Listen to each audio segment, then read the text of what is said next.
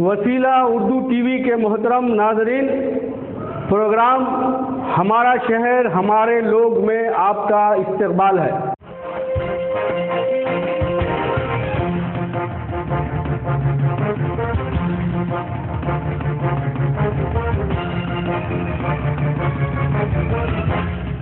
हिंदुस्तान एक सेकुलर मुल्क है। एक सेकुलर मुल्क में हर मजहब के मानने वालों को अपने अपने मजहब के उसूलों और तरीक़ों पर जीने का हक हासिल है। हमारा दस्तूर भी शहरियों को आज़ादी से जीने का हक देता है। एक मजहब के मानने वाले दूसरे मजहब के मानने वालों पर किसी तरह की पाबंदी आयद नहीं कर सकते। इस बात को समझने की अशद ज़रूरत है। गाय की कुर्बानी के सिलसिले में मुल्क में जो मनफी सूरत हाल पैदा की गई है, इससे मज़ाहिब के दरमियान तसादुम का अंदेशा बढ़ गया है और अमन व अमान को ख़तरा लाहक हो गया है। ईद अज़हा के पेश नज़र ज़िलई इंतज़ामिया और शोबे पुलिस हालात पर नज़र रखे ताकि शहर के हालात बेकाबू न हो जाएं। मुसलमान कायदीन ने ज़िला कलेक्टर और सुपरिंटेंडेंट ऑफ पुलिस एसपी से गुजारिश की है कि वो शर पसंद ताकतों को शहर के हालात बिगाड़ने की इजाज़त न दें और मुसलमानों को पुरअमन तरीक़े से अपनी ईद मनाने का मौका फराहम करें। गौरवनीय సోదరులారా, అందమైన భారతావనిలో అనేక మతాలతో కూడిన నందనవనాన్ని ఈ మధ్య కాలంలో కొద్దిమంది సోదరులు తమ స్వార్థం కోసం అనండి, రాజకీయ దురుద్దేశంతో అనండి, మతాల మధ్య అనైక్యతను తెచ్చి వారి హృదయాల్లో పరస్పరం ద్వేషభావాలు తెచ్చి మతపరమైన వైషమ్యాలు తేవాలని ప్రయత్నం జరుగుతుంది. మరి ఇటువంటి సమయంలో ఎవరైనా రెచ్చగొట్టే ప్రసంగాలు చేస్తే దాని జవాబు రెచ్చగొట్టడం కాకుండా ఎలాగైతే మహమ్మద్ సల్లల్లాహు అలైహి వసల్లం వారు సెలవిచ్చారో ప్రేమైక వాతావరణాల్లో వారి వద్దకు సందేశం తీసుకెళ్దాం. వారిలో ఎవరైతే మన పట్ల ఈ విషయంలో అడ్డుకోవాలని అంటున్నారో అసలు ఎందుకు అడ్డుకుంటారో మాకు తెలియజేయండి, మాకు తెలియాల్సిన విషయాలు ఉన్నాయని చెప్పి వారితో మాట్లాడి కనీసం వారికి మనకు మధ్య వారధిగా ఉన్న వారి గ్రంథాలన్నీ మన గ్రంథాలన్నీ ముందు పెట్టుకొని మనందరం కూడా సమైక్యంగా జీవించడానికి గ్రంథాలు ఇచ్చే సారాంశం ఏంటి, దాని మీద అందరం కలిసి బ్రతుకుదామని చెప్పేసి వారి ముందు ఒక విషయాన్ని తెలియజేయాలి. రెచ్చగొట్టే వాళ్ళు బహు కొద్ది మంది ఉంటారు, కానీ రెచ్చిపోకుండా సమాజంలో శాంతిని తెచ్చేవాళ్ళు చాలామంది ఉంటారు. ఆ శాంతియుత ప్రజల్ని మన దగ్గర తీసుకొని వారు మనం కలిసి విషయాన్ని ప్రజల్లోకి తీసుకెళ్తే ఖచ్చితంగా రెచ్చగొట్టే ప్రజల్ని వారే వారిస్తారు, విషయాలు వారే చెప్తారు. ఎందుకంటే ఈ మధ్యకాలంలో హైదరాబాద్లో జరిగిన ఒక కాన్ఫరెన్స్లో ఒక పండితుల వారు మాంసాహారం నిషిద్ధం అన్నప్పుడు ఏమీ నిషిద్ధం కానీ వేదాల నుంచి ఉపనిషత్తుల నుంచి చాలా విషయాలు చెప్పారు. అలాగే దాశరథి రంగాచార్య కూడా గోవధ నిషేధం రాజకీయ నినాదం అని చెప్పేసి ఆయన కృష్ణ యజుర్వేదం మొదటి వాల్యంలో ఫస్ట్లోనే రాశారు. మరి ఈ రెచ్చగొట్టే విషయంలో ఎక్కడ పండితులు లేరు, అటు హిందువుల వైపు నుండి కానీ ఇప్పుడు ముస్లింల వైపు నుండి కానీ. రాజకీయ దురుద్దేశంతో చేస్తున్న వ్యక్తుల నుంచి బయటపడాలి అంటే ఖచ్చితంగా పండితుల ఆధ్వర్యంలో పరస్పరం అవగాహన సదస్సులు కూర్చొని విషయాలు ఏమున్నాయో తెలుసుకొని ఎవరైతే ఇలా ఈ నందనవనాన్ని మొక్కలు చేయాలని చూస్తున్నారో వారి కోరికల్ని తీర్చకుండా శాంతియుత వాతావరణంలో ఒక మంచి సందేశపూరిత వాతావరణంలో కూర్చొని విషయాలు కనుక చర్చిస్తే పరస్పర అవగాహనతో విషయాల్ని మనం పరిష్కరించుకోవచ్చు. ఇదే నా హృదయపూర్వక ఆహ్వానం మిత్రులకు. ఎందుకు తినాలి, ఎందుకు తినవద్దన్న అంశాల మీద మీకు ఏదన్నా మాట్లాడాలి అంటే ఎల్లవేళలా ముస్లింల వైపు నుండి ఈ దాసుడు మీకోసం సిద్ధంగా ఉన్నాడు. అలాగని నేను మిగతా మిత్రులు మా వాళ్ళు కాదని నేను చెప్పడం లేదు. ప్రతి ఒక్కరూ ఆదం సంతానం కాబట్టి అలాగని మీరు మా సహోదరులు. మీకు ఉన్న గ్రంథాలు కూడా నేను గౌరవిస్తాను కాబట్టి, అది నేను చదివే విద్యార్థిని కాబట్టి వాటి ద్వారా మనం విషయాన్ని పరిష్కరించుకుందాం. ఎవరైనా రెచ్చగొట్టం వచ్చినా మన సమైక్యతా భావంతో వారికి జవాబిద్దాం. తిరిగి మరొకడు ఇటువంటి ఎప్పుడు కూడా రెచ్చగొట్టే ప్రసంగాలు చేయకుండా, అతను ముస్లిమైనా ముస్లిమేతరుడైనా ప్రజలను రెచ్చగొట్టే ప్రసంగాలు చేయకుండా పరస్పరం ఈ విషయం మీద మనందరం కలిసి జవాబిద్దాం. జజాకల్లాహ్ ఖైర్. అస్సలాము అలైకుం వరహ్మతుల్లాహి वबरकातुहू।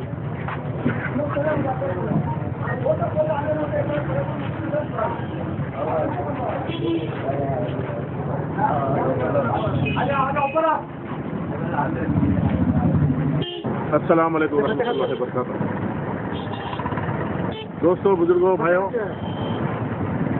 आजकल कुर्बानी के गोश्त के बारे में मसला चलता है। हुकूमत कुर्बानी की चीज़ा भी काटों को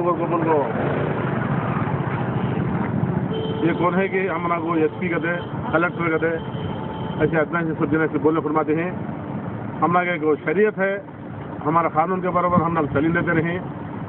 ये हुकूमत में है तो बड़े लोग हमारे दीनदार लोग सब जने भी ये मसले को हल करने के वास्ते सामने का को मसला हल करना को बोल को मैं सब जना से गुजारिश करता हूँ। पहली बात, कुर्बानी की चीज़ा क्या कुर्बानी देना नहीं देना करेगा हमारे कुरान सी है।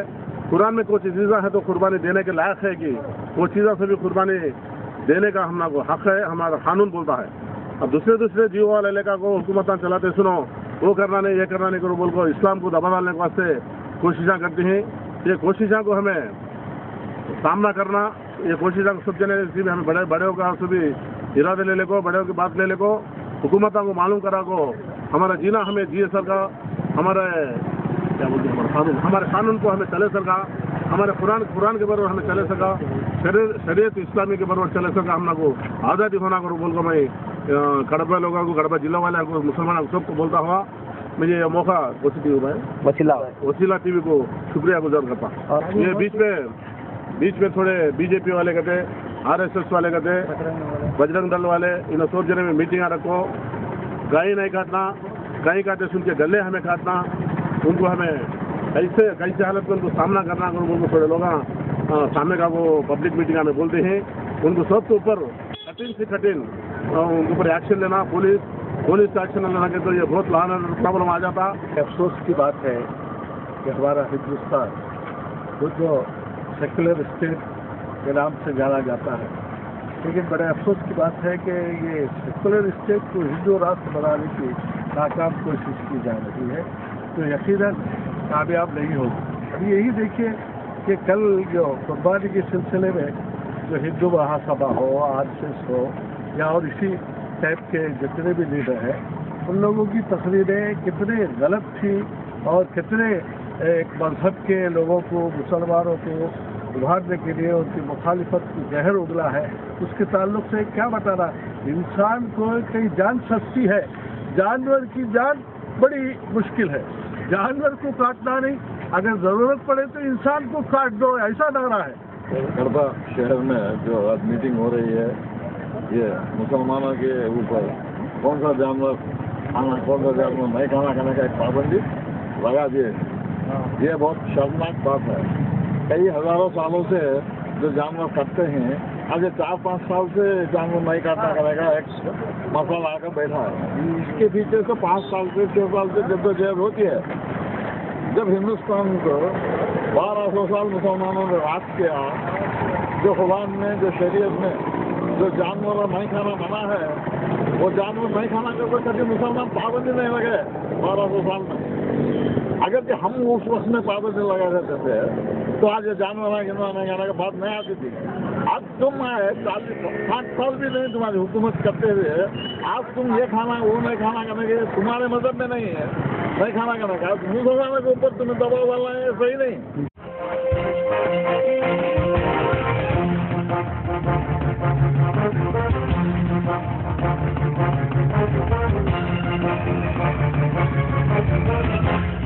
रियासत की तकसीम के बाद चंद्रबाबू नायडू हुकूमत पर यह इल्ज़ाम बराबर लगाया जा रहा है कि चीफ मिनिस्टर की पूरी तवज्जो सरकार और साहिली इलाकों पर है और रायलसीमा को बिल्कुल नज़रअंदाज कर दिया गया है।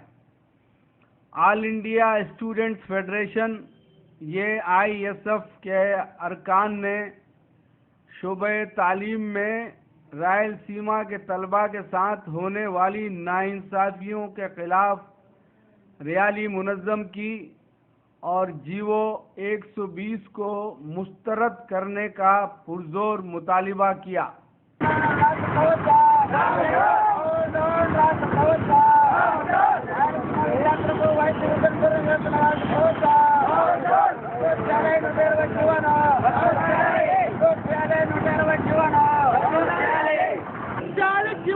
120 GO number 120 GO number 120 GO number 120 GO number 120 40 GO number 120 Rayalaseema విద్యార్థులు తరపుకొస్తున్న జీవో నంబర్ 120 రాయలసీమ ప్రాంతానికి అడుగడుగునా అన్యాయమే జరుగుతుంది.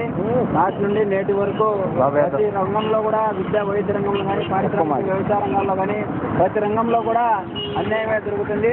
ఇదే విధంగా నూతనంగా ఏర్పడినటువంటి తెలుగుదేశం ప్రభుత్వం కూడా 120 జీవోని చెప్పి 13 జిల్లా విద్యార్థులు కూడా పద్మావతి మెడికల్ కాలేజీలో చదువుకునేదానికి అవకాశం ఉంది. అయితే ఈ రాయలసీమ ప్రాంతానికి సంబంధించి కరువు ప్రాంతం కాబట్టి రాష్ట్రపతి ఉత్తర్వుల ప్రకారం 85% సీట్లు కేటాయించాలి. మొత్తం 107 సీట్లు రాయలసీమ విద్యార్థులకు మాత్రమే కేటాయించాలి. కాబట్టి ఈ విధంగా చేయకుండా రాష్ట్ర ప్రభుత్వం 13 జిల్లాలకు కూడా కేటాయిస్తుంది. కాబట్టి అదేవిధంగా అన్ని యూనివర్సిటీలు అన్ని కాలేజీలో కూడా ఇదే జీవోని పెడితే కన్నా మేమైతే సంతోషిస్తాం. కేవలం పద్మావతి మెడికల్ కాలేజీలో మాత్రమే పెడుతుంది. కాబట్టి ఈ జీవో నెంబర్ 120ని వెంటనే రద్దు చేయాలని, రాయలసీమ విద్యార్థులు వైద్య విద్యను దూరం చేస్తే ఈ ప్రభుత్వానికి పుట్టగతులు ఉండవని, వెంటనే 120 జీవోని రద్దు చేయాలని, రాయలసీమ విద్యార్థులకు న్యాయం చేయాలని ఈ సందర్భంగా ఈ సభగా మేము కోరుకుంటున్నాం. లేని పక్షంలో రేపు జరుగు పెద్ద ఎత్తున ఆందోళన కార్యక్రమాలు చేపడతామని ఈ ప్రభుత్వానికి హెచ్చరిక చేస్తున్నాం.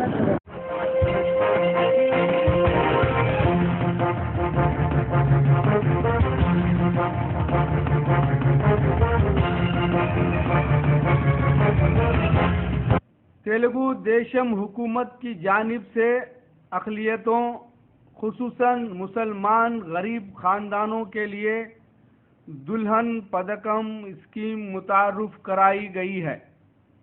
इस स्कीम के तहत हर गरीब ख़ानदान की दुल्हन के बैंक खाते में 50,000 रुपये हुकूमत तोहफ़तन जमा करेगी। लेकिन YSRCP के कारकुनान का इल्ज़ाम है कि ये स्कीम महज माइनॉरिटी ऑफिस के दफ्तरी फ़ाइलों तक महदूद है और अमलन इसका वजूद नहीं है।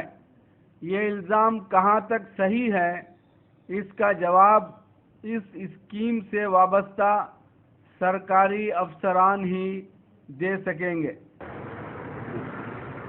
डिस्ट्रिक्ट सेक्रेटरी करीम जिलानी में जो बात कर रहा हूँ मैं, माइनॉरिटीज़ के बारे में मैं पहले पिछले साल मैं कारपोरेटर था। अभी मुझे ये सेक्रेटरीशिप पोस्ट मिलने की वजह से माइनॉरिटियों को कुछ उनको साथ देने के लिए मैं बहुत आगे हूँ। लेकिन जो TDP गवर्नमेंट ने माइनॉरिटियों के जो शादियों के लिए दुल्हन स्कीम जो निकाले हैं, वो स्कीम अभी एकदम बेकार स्कीम हो गई है। 7 एप्लीकेशन आए बोलते हैं, अभी तक एक एप्लीकेशन में पहुंचा नहीं। उनके अकाउंट में कुछ पैसा कुछ गिरा है क्या? एक रुपया भी उन लोगों के अकाउंट में गिरा नहीं है। फिर भी उनके कड़पा डिस्ट्रिक्ट के जो MRS को पूछो भाई कितने अकाउंट में कितना पड़ा है, हम लोग सबूत के साथ बता देंगे एक अकाउंट में 1 रुपया नहीं पड़ा। जो परेशान है भाई, ऐसे माइनॉरिटियों को बेइज्जत मत करो, उनकी इज्जत को काबू में रखकर उनको फायदा पहुंचाने के लिए जो तेलुगुदेशम गवर्नमेंट ने दुल्हन करके एक स्कीम काढ़े हैं, वो स्कीम के बारे में खाली पोस्टर डालने को काम आते हैं, बन के काम करने का से काम आते नहीं। क्या होता है तो ये दुल्हन पदकम का तो एक शादी कर लेते हैं ना, 50,000 रुपये पैसे गरीब आदमी को देते हैं। वो 50,000 ये 1.5 साल होगा गवर्नमेंट आगो, जब से अब तक इतने भी शादियाँ करी, एक जना को पैसा ऐसा नहीं है। अब इसके ऊपर भीड़ हो शादियाँ करना बोल को भीड़ हो तेलुगुदेशम वाले ख्याल करें, लेकिन आगे बढ़ को कौन भी आदमी आते नहीं। कहीं कहते उन्होंने सही हिसाब से वो पहला करे तो शादियाँ उनको 50,000 दिए थे, तो आज कितना सामने का को कर ले थे, लेकिन क्या भी फायदा नहीं है स्कीम के बारे में। खाली नो ऑफिसों तक इनके पोस्टरों तक हाथ तक ही छेपन की गवर्नमेंट एक स्कीम काढ़ी है, तो जागो मुसलमानों को घरे घर जाको बोलना, मुसलमान भाई गाँव होता सब तुम्हारे घर आना तुम्हारा ऑफिस आना अगर पूछना तो कौन भी आगे पूछ कर कौन भी कर लेते नहीं। मेरा नाम अयूब खान है और सिटी जनरल सेक्रेटरी है, मेरे कैडर है YSR पार्टी में। इस वक्त मैं जो ही बोलना चाहता हूँ, TDP पार्टी के तहत और जो दुल्हन पदकम जो स्कीम निकाले हैं TDP वालों ने, ये सिर्फ एक नाम के लिए ठगाया गया है और ये चीज़ किसी को भी अमल में नहीं आई है आज तक। 2 साल हो गया, 2 साल होने वाला है TDP गवर्नमेंट आके, अब तक ये इस 50,000 रुपये कोई भी दुल्हन आज तक नहीं ली है। और इसके खुला खुला सबूत है। ये टीडीपी गवर्नमेंट जो भी स्कीम निकाला है ये ड्रामेबाजी है और दुनिया को दिखाने के लिए। आज टीडीपी गवर्नमेंट जो चलती है, जो हुकूमत चला रही है, सिर्फ एक जिले के और चंद जिलों के लिए परिमितम हो गई है, चंद जिलों के लिए कायम हो गई है। कोस्ता आंध्रा उधर वो साइड में, उधर जो वोटा मिले हैं उनको उस वोटों के हिसाब से उधर वोट मिले हैं, हमको उधर से जीते हैं बोल के सिर्फ रायलसीमा में जो भी चला रहे हैं हुकूमत, एक नाम के वास्ते में जो भी इनकी चल रही है।